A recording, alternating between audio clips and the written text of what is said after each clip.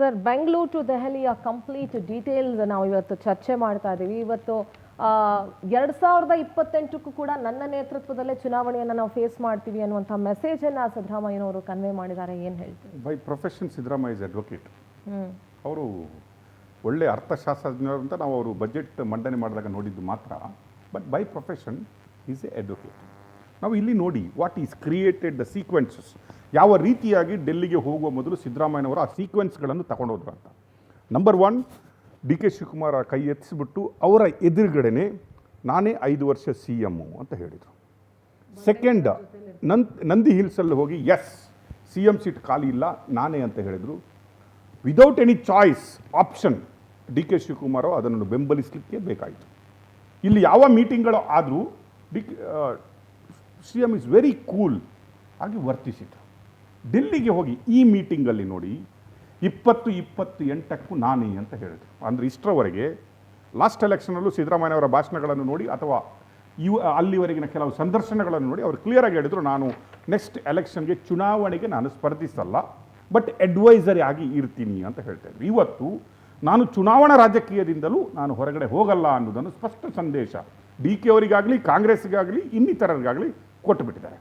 Number 2, ಚಾಣಾಕ್ಷತನ ಅನ್ನೋದು ಇದಕ್ಕೆ.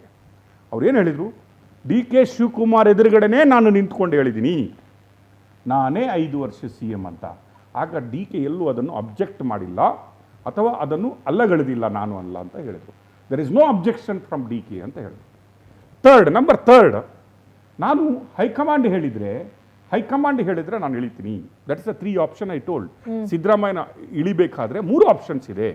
ಒಂದು ಅವರಾಗೇ ಇಳಿಬೇಕು, ಇಲ್ಲ ಹೈಕಮಾಂಡ್ ಇಳಿಬೇಕು, ಇಲ್ಲ ಮೆಜಾರಿಟಿ ಆಫ್ ದ ಶಾಸಕರು ಇವರು ನಮ್ಮ ನಾಯಕರ ಅಲ್ಲ ಅಂತ ಒಬ್ಬಸಿಟಾಗಿ ಮಾತಾಡಬೇಕು ಅಥವಾ ವೋಟ್ ಹಾಕಬೇಕು.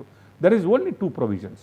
ಅದರಲ್ಲಿ ಅವ್ರು ಹೇಳಿದ್ರು ಹೈಕಮಾಂಡ್ ಹೇಳಿದರೆ ನಾನು ಇಳಿಬೋದು. ಅಂದರೆ ಇಲ್ಲಿ ಇವರು ಏನು ತೋರಿಸ್ಲಿಕ್ಕೆ ಇಚ್ಛೆ ಪಡ್ತಾರೆ ಅಂದರೆ I am not against high command, but ಇಲ್ಲಿ ಸಡ್ಡು ಹೊಡೆಯುವ ಎಲ್ಲ ಲಕ್ಷಣಗಳು ಅಂದರೆ ನೀವು ನನಗೆ ಗೊತ್ತಿಲ್ಲದಂಗೆ ನನ್ನನ್ನು ಹೊರಗಡೆ ಬಿಟ್ಟು ನನ್ನ ರಾಜ್ಯದಲ್ಲಿ ಬಂದು ನಾನು CM ಆಗಿರುವಾಗ ನೀವು ಸರ್ವೆ ಮಾಡ್ತೀರಿ, ನೀವು ಕೇಳ್ತೀರಿ, ನನ್ನ ಎಗೇನ್ಸ್ಟ್ ಯಾವ ಒಪಿನಿಯನ್ಗಳನ್ನು ನೀವು ಕಲೆಕ್ಟ್ ಮಾಡ್ತೀರಿ. ಬಟ್ ನೀವು ಯಾವುದಾದ್ರೂ ನನ್ನ ಎಗೇನ್ಸ್ಟ್ ಹೋಗೋದಾದರೆ I am ready for this move ಅಂತ ಹೇಳುವ ಒಂದು ಸಂದೇಶವನ್ನು before meeting AICC Siddaramaiah want to convey. Number 3 ಏನು ಹೇಳಿದರು ಅವರು, ಡಿ ಕೆ ಅವರು ನಾವು ಎಲ್ಲರೂ ಮಾತಾಡುವಾಗ ಏನು ಹೇಳ್ತೀವಿ, ಜನಸಾಮಾನ್ಯರು ಮಾತಾಡೋದು, ನಾವು ಎಲ್ಲರೂ ಮಾತಾಡುವಾಗ ಏನು ಹೇಳ್ತೀವಿ, KPCC ಅಧ್ಯಕ್ಷರಾದ ಡಿ ಕೆ ಅವರು ದುಡ್ಡು ಖರ್ಚು ಮಾಡಿದ್ದಾರೆ, ಓಡಾಡಿದ್ದಾರೆ, ಸಿದ್ದರಾಮಯ್ಯರೊಟ್ಟಿಗೆ ಹೆಗಲ ಮೇಲೆ ಹೆಗಲು ಕೊಟ್ಬಿಟ್ಟು ಪಕ್ಷ ಸಂಘಟನೆಯಲ್ಲಿ ತೊಡಗಿದ್ದಾರೆ. ಆ ರೀತಿಯಿಂದಾಗಿ ಅವರೂ ಕೂಡ ಅರ್ಹರು, ಅದಕ್ಕೆ ಅವರಿಗೂ ಕೇಳುವ ಹಕ್ಕು ಅವರಿಗಿದೆ. Yes, suppose Siddaramaiah want to ಇಳಿಬೇಕಂತ ಮನಸ್ಸು ಮಾಡಿಬಿಟ್ರೆ ಡಿ ಕೆ ಅವರು ಎಲಿಜಿಬಲ್ ಇದ್ದಾರೆ, ಕೇಳೋದ್ರಲ್ಲಿ ತಪ್ಪಿಲ್ಲ ಅಂತ ನಾವು ಹೇಳ್ತಾ ಇದ್ವಿ. How very cleverly Siddaramaiah is put forward this point. ನಾನು ಹೇಳ್ತೀನಿ ಕೇಳಿ. ಅವ್ರು ಏನು ಹೇಳ್ತಾರೆ, ಹೌದು ಡಿ ಕೆ ಕೇಳೋದ್ರಲ್ಲಿ ಏನು ತಪ್ಪಿಲ್ಲ, ನಾನು ಡಿ ಕೆ ಹೇಳಿದ್ದಕ್ಕೆ ಏನು ಇಲ್ಲ ಅಂತ ಹೇಳಲ್ಲ, ಕೇಳೋದ್ರಲ್ಲಿ ಹಕ್ಕಿದೆ, ಅದರಲ್ಲಿ ಏನು ತಪ್ಪಿಲ್ಲ. ಆದರೆ ಸಿ ದಿಸ್ ಪಾಯಿಂಟ್, ನಾನು ಹೇಳಿದಲ್ವ ಈಸ್ ಅಡ್ವೊಕೇಟ್ ಬೈ ಪ್ರೊಫೆಷನ್ ಅಂತ ಹೇಳೋದು. ಅವ್ರೇನು ಹೇಳಿದರು, ಆ ಪೊಸಿಷನಲ್ಲಿ ಡಿ ಕೆ ಶಿವಕುಮಾರ್ ಅಲ್ಲ, ಸತೀಶ್ ಜಾರಕಿಹೊಳಿ ಇದ್ರೂ ಮಾಡ್ತಾ ಇದ್ದ, ನಾನಿದ್ರೂ ಅಧ್ಯಕ್ಷನಾಗಿದ್ದು ಅದನ್ನೇ ಮಾಡ್ತಾ ಇದ್ದೆ, ನಾನು ಓಡಾಡ್ತಾ ಇದ್ದೆ, ನಾನು ದುಡ್ಡು ಖರ್ಚು ಮಾಡ್ತಾ ಇದ್ದೆ, ನಾಳೆ ಸತೀಶ್ ಜಾರಕಿಹೊಳಿ ಆದರೂ ಮಾಡ್ತಾರೆ, ನಾಳೆ ಇನ್ನೊಬ್ಬ ಆದರೂ ಮಾಡ್ತಾ ಇದ್ದ. It is not only special by D K ಅನ್ನುವ message, straight forward message. Today ನಾನು ಇಷ್ಟರವರೆಗಿನ ಸಿದ್ದರಾಮಯ್ಯನವರ ಮೀಟಿಂಗ್ಗಳು ಇದನ್ನೆಲ್ಲ ಬಿಟ್ಟುಬಿಟ್ಟು ಇವತ್ತಿನ ಅವರ ಏನಿದೆ ನೋಡಿ ಆ ಪ್ರೆಸ್ ಕಾನ್ಫರೆನ್ಸನ್ನು ನಾನು ಬೈಟನ್ನು ನೋಡಿದರೆ it is very clear, Siddaramaiah is in mind, I will not give up, I will not give and I will fight for it. ನೀವು ಹೈಕಮಾಂಡ್ ಏನು ಮಾಡ್ತೀರಾ ಮಾಡ್ಕೊಳ್ಳಿ, ನನ್ನ message straight away before meeting you to this ಅಂತ ಹೇಳುವ ರೀತಿಯಲ್ಲಿ ಇವತ್ತಿನ ಆ ಏನು ಪ್ರೆಸ್ ಇದಿತ್ತಲ್ವ, ರಿಲೀಸ್ ಇತ್ತಲ್ಲ, ಮಾತಾಡಿದಿತ್ತಲ್ಲ ಅವರು, ಅದು ಆ ರೀತಿ ಇತ್ತು.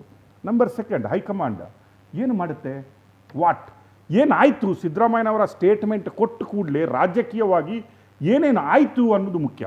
ನೀವು ನೋಡಿ, ಸಿದ್ದರಾಮಯ್ಯನವರು ಸ್ಟೇಟ್ಮೆಂಟ್ ಕೊಟ್ಟರು, yes it is not only a statement, after that what happened, ರಾಜ್ಯಕ್ಕೆ ಯಾವ ರೀತಿ ಗರಿಗೆದಿರುತ್ತು ಅನ್ನೋದು ಮುಖ್ಯ. Why Siddaramaiah is given statement before meeting AICC, ಏನಕ್ಕಾಗಿ ಕೊಟ್ಟರು ಅವರು. And he pointed out, number 1, D K ಅವರೊಟ್ಟಿಗೆ ನನ್ನೊಟ್ಟಿಗೆ ಇದ್ದಷ್ಟು ಜನ ಇಲ್ಲ. ಇವತ್ತು ಅವ್ರು ಹೇಳಿದರು MLAಗಳು count, if you want to count message, it is not a message to high command, it is straight away message to even D K Shivakumar. Correct. I am not going to give up ಅಂತ ಹೇಳೋದು. Second message is high command, don't try to mess with me. ನನ್ನೊಟ್ಟಿಗೆ ನೀವು ಈ ಎಲ್ಲ ಆಟಗಳನ್ನು ಆಡಬೇಡಿ. ನಾನು ಇಷ್ಟರವರೆಗೆ ನಿಮ್ಮನ್ನು respect ಕೊಡ್ತಾ ಇದ್ದೀನಿ, ಕರದಲ್ಲಿಗೆ ಬರ್ತಾ ಇದ್ದೀನಿ ಅಂದ ಮಾತ್ರಕ್ಕೆ ನೀವು ನನ್ನ ಸ್ಟೇಟಲ್ಲೇ ಬಂದುಬಿಟ್ಟು ಎಲ್ಲೋ ಮೂಲೆಯಲ್ಲಿ ನನ್ನ ಎಗೇನ್ಸ್ಟೋ ಸರ್ವೇನೋ ಫಾರ್ ಸರ್ವೇನೋ ನನ್ನನ್ನು ಬಿಟ್ಬಿಟ್ಟು ನೀವು ರಾಜಕೀಯವಾಗಿ ಎಲ್ಲ ಮಾಡಲಿಕ್ಕೆ ಟ್ರೈ ಮಾಡಿದರೆ, ದಿಸ್ ಈಸ್ ಮೈ ಮೆಸೇಜ್. ಅಷ್ಟು ಹೊತ್ತಿಗೆ ಏನಾಗುತ್ತೆ ನೋಡಿ, ನಿಮ್ಮಲ್ಲಿ ಜನ ಇಲ್ಲ, ನನ್ನಲ್ಲಿ ಜನ ಇದೆ. There is some MLAs, yes, ಅವರು ಹೇಳುವ ವೆರಿ ಕ್ಯಾಜುವಲ್ ಟಾಕಲ್ಲಿ ಹೇಳ್ತಾರೆ ನೋಡಿ, ಐ ಡೋಂಟ್ ಡಿನೈ. DK ಅವರೊಟ್ಟಿಗೆ ಯಾರು ಇಲ್ಲ ಅಂತ ಹೇಳೋದು ತಪ್ಪಾಗುತ್ತೆ. But still yes, some people want to DK Shivakumar. ಅದಿರುತ್ತೆ ರಾಜಕೀಯದಲ್ಲಿ. ಪ್ರತಿಯೊಂದು ನಾಯಕನಿಗೂ DK ಶಿವಕುಮಾರನ್ನು ದಶಕಗಳ ಕಾಲ ರಾಜಕೀಯ ಮಾಡಿಕೊಂಡು ಬಂದವರಿಗೆ ಇವತ್ತು CM ಸ್ಥಾನದ ಮೆಟ್ಲಲ್ಲಿ ಹತ್ತಲಿಕ್ಕೆ ರೆಡಿಯಾಗಿ ಕೂತ್ಕೊಳ್ಳೋರೆ, DCM ವರೆಗೆ ಬಂದವರಿಗೆ ಒಂದು ಸ್ವಲ್ಪ ಜನ MLAಗಳು ಇರುವುದು ಸಹಜ. ಆದರೆ not like me, majority of the people, ಅಂದರೆ more then 90% of people are with me ಅಂತ ಹೇಳುವ ರೀತಿಯಲ್ಲಿ ಸಿದ್ದರಾಮಯ್ಯನವರ ಸ್ಟೇಟ್ಮೆಂಟ್ ಇತ್ತು. ಸಿದ್ದರಾಮಯ್ಯನವರ ಸ್ಟೇಟ್ಮೆಂಟ್ ಆದಮೇಲೆ ಏನಾಯಿತು ಮಲ್ಲಿಕಾರ್ಜುನ ಖರ್ಗೆ ಅವರ ಮನೆಯಲ್ಲಿದೆ ಅಲ್ವಾ, that is looks like it is A very planned political game. ನನಗೆ ಅನಿಸ್ತಾ ಇರೋದು ಇಲ್ಲಿ that is A political game. True. ಒಂದ್ ಕಡೆ ದೆಹಲಿಯಲ್ಲಿ CM ನಾನೇ 5 ವರ್ಷ CM ಆಗಿರ್ತೀನಿ ಅನ್ನುವಂಥ ಸ್ಟೇಟ್ಮೆಂಟ್ ಕೊಡ್ತಾ ಇದ್ದಾರೆ. ಈ ಕಡೆ ದೆಹಲಿಯಲ್ಲಿ CM ಮತ್ತು DCM ಬಿರುಸಿನ ಚರ್ಚೆ ನಡೆಸ್ತಾ ಇದ್ದಾರೆ. ಈ ಕಡೆ ಬೆಂಗಳೂರಲ್ಲಿ CM ಆಪ್ತರು ಹೈ ವೋಲ್ಟೇಜ್ ಮೀಟಿಂಗ್ ಅನ್ನ ನಡೆಸಿದ್ರು. ಸತೀಶ್ ಜಾರಕಿಹೊಳಿ ನಿವಾಸದಲ್ಲಿ ನಾಯಕರು ಜಮಾಯಿಸಿದ್ರು. ಅದಾದ್ಮೇಲೆ AICC ಅಧ್ಯಕ್ಷ ಮಲ್ಲಿಕಾರ್ಜುನ ಖರ್ಗೆ ಅವರ ನಿವಾಸಕ್ಕೂ ಕೂಡ ದೌಡಾಯಿಸಿದ್ರು.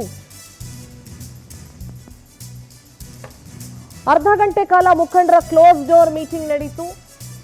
ಸತೀಶ್ ಜಾರಕಿಹೊಳಿ, HC ಮಾದೇವಪ್ಪ, ಜಮೀರ್ ಅಹಮದ್ ಮಹತ್ವದ ಸಭೆಯನ್ನ ನಡೆಸಿದ್ರು. CM DCM ದೆಹಲಿಗೆ ಹೋಗಿದ್ರು ಕೂಡ ಬೆಂಗಳೂರಲ್ಲಿ ಬಿಸಿ ಬಿಸಿ ಚರ್ಚೆ ನಡೆದಿದೆ.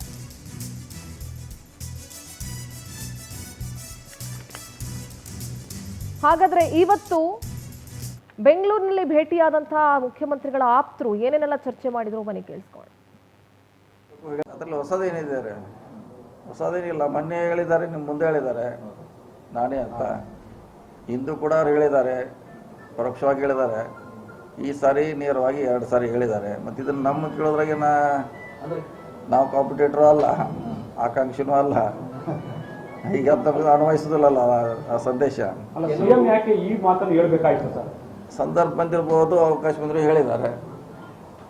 ಅಲ್ಲ, ನಾಯಕತ್ವ ಬದಲಾವಣೆ ಚರ್ಚೆ ಆಗ್ತಿದ್ಯಾ, ಆ ಕಾರಣಕ್ಕೆ ಹೇಳಿದಾರ? ಅದೇನು ಗೊತ್ತಿಲ್ಲ, ನೀವು ಅವ್ರನ್ನ ಕೇಳಿ, ಅವ್ರನ್ನ ಕೇಳಬೇಕಂತ ಇರಬೇಕು, ಹೇಳಿದ್ದಾರೆ ಅಷ್ಟೇ. ಅದರಲ್ಲಿ ಏನು ಹೊಸದಿದೆ ಹೇಳಿ? ಅದನ್ನು ಅವರೇ ಮಾಡ್ಬೇಕು. ಈಗ ಹೆಂಗೆ CM ಅವರು ಹೇಳಿದ್ರಲ್ಲ, ಅದು ಅವರೇ ಮಾಡಬೇಕು. ಅವ್ರ ಕೈಯಲ್ಲಿದೆ, DCM ಕೈಯಲ್ಲಿದೆ, ಸುರ್ಜೇವಾಲಾ ಕೈಯಲ್ಲಿದೆ. ಅವ್ರು ಅದನ್ನು ಡಿಸಿಷನ್ ತಗೊಂಡ್ರೆ ಅದು ಒಂದು ಇತಿಶ್ರೀ ಆಡ್ತಿ. ಇಲ್ಲ ಅದು ದಿವಸ ಚರ್ಚೆ ಆಗ್ತದ, ಹಿಂಗಾಯ್ತಾ ಹಂಗಾಯ್ತಾ, ಅದು ಬೇಡ. ಅದು ಒಂದು ಸಾರಿ 3 ಮಂದಿ ಕುಂತು ಹಿರಿಯರಿದ್ದಾರೆ, ಕುಂತು ಡಿಸಿಷನ್ ತೊಗೊಂಡ್ರೆ ಸರಿ ಆಗ್ತೈತೆ. ಇಲ್ಲಾಂದ್ರೆ ಪದೇ ಈಗ ನಾವು CM ಕ್ಲೋಸ್ ಆಯ್ತು, ಮತ್ತು ಅಧ್ಯಕ್ಷ ಬೆನ್ನು ಹಾಕ್ತಾರೆ. ಶಾಸಕಾಂಗ ಪಕ್ಷ ಸಭೆ ಕರೆದು ಹೈಕಮಾಂಡ್ ಶಾಸಕರ ಅಭಿಪ್ರಾಯ ತಗೊಂಡು ಸಿದ್ದರಾಮಯ್ಯರು ಶಾಸಕರ ಬೆಂಬಲಿಂದ ಮುಖ್ಯವಾಗಿ ಘೋಷಣೆ ಮಾಡಿದ್ದು ಅದಕ್ಕೆ ಅಲ್ವಾ? ಸೊ ಅವ್ರು ಹಂಗೆ ಹೇಳಿದ್ದಾರೆ ಅಂದರೆ ಹೈಕಮಾಂಡ್ ಏನು ತೀರ್ಮಾನ ಹೇಳಿದ್ದಾರೆ ಅದನ್ನೇ ಹೇಳಿದ್ದಾರೆ. ಅದು ಅವ್ರು ಹೇಳಿಕೆ ಸ್ವಾಗತ ಮಾಡ್ತೀನಿ. ಅಲ್ಲ, ಆ ರೀತಿಯ ಹೇಳಿಕೆಗೆ ಸನ್ನಿವೇಶ ಸಂದರ್ಭ ಸೃಷ್ಟಿಯಾಗಿತ್ತ ಕಾಂಗ್ರೆಸ್ ಅಲ್ಲಿ ಅಂತ? ಯಾವ ಸನ್ನಿವೇಶ, ಗೊಂದಲ ಏನೂ ಇಲ್ವೇ ಇಲ್ಲ ಕಾಂಗ್ರೆಸ್ ಅಲ್ಲಿ. ಎಲ್ಲ ಕರೆಕ್ಟ್ ಆಗಿದೆಯಲ್ಲ. ಪದೇ ಆ ಹೇಳಿಕೆಗಳು, ಈ ತರದ ಚರ್ಚೆಗಳು 2ನೇ ಬಾರಿ ಸರ್, ಇದು ಒಂದು ವಾರದಲ್ಲೇ ಚರ್ಚೆಗಳು ಬರ್ತಾ ಇದೆ. ಕೆಲವರು